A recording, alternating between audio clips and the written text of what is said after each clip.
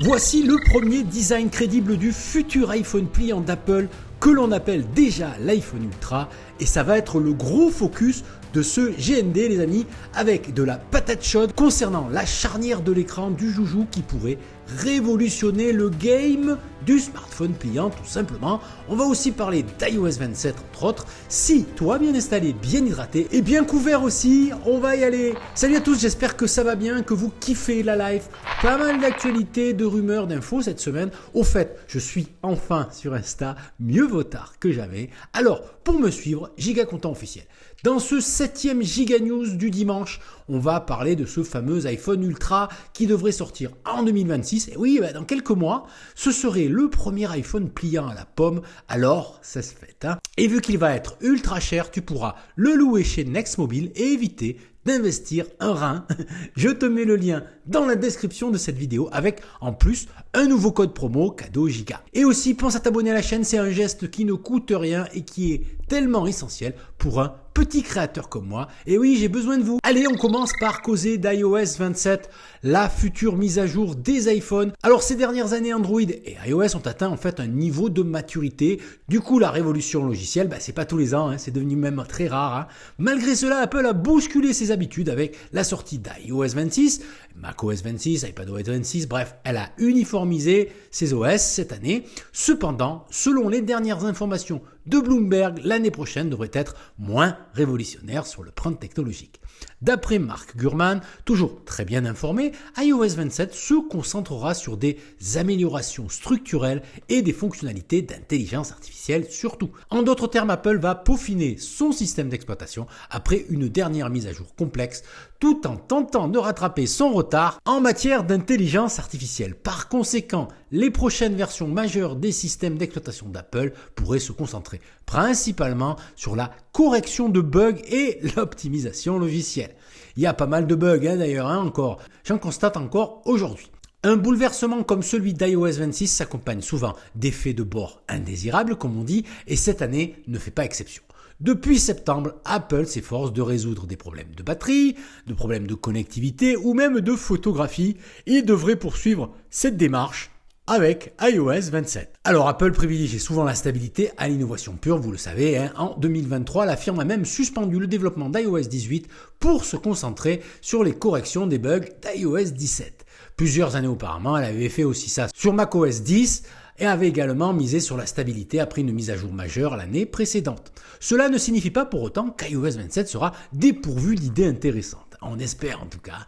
Selon Bloomberg, les grands modèles de langage d'Apple devraient être déployés sur les Macs, sur les iPads et aussi sur les iPhones, offrant des fonctionnalités d'IA comparables à celles de la concurrence.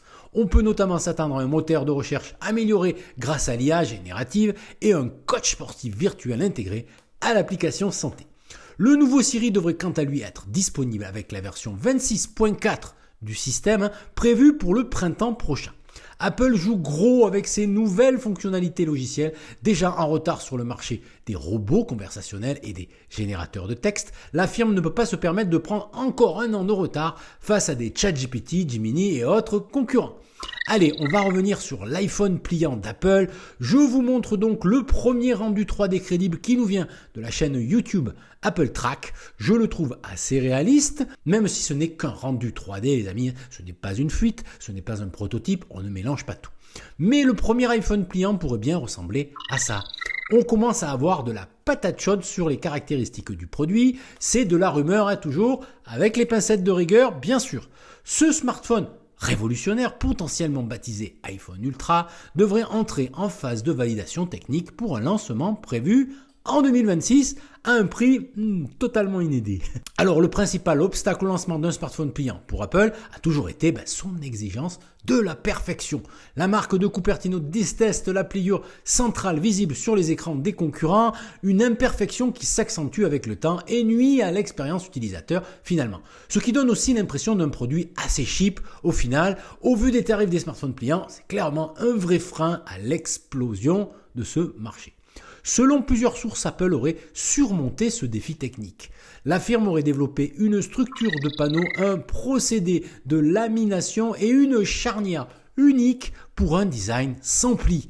Ça pourrait donc révolutionner en quelque sorte ce marché si cette info se vérifie évidemment. Alors ce succès attendu est le fruit d'une collaboration étroite avec ses partenaires. Samsung fournira l'écran interne, tandis qu'Apple a conçu son intégration. Le roulement de la charnière, un composant essentiel, en utilisant des alliages de métal liquide pour minimiser la déformation. Métal liquide, ça promet les amis. Moi je ne connais pas ce type de matériau. Si vous connaissez de votre côté, dans les commentaires, ça m'intéresse. Donc le projet est passé du stade de prototype expérimental à celui de la validation d'ingénierie avec une ligne de production dédiée déjà opérationnelle chez Foxconn, paraît-il. Cette supériorité technologique aurait un coût conséquent, potentiellement très élevé. Ah ouais, là ça va faire mal.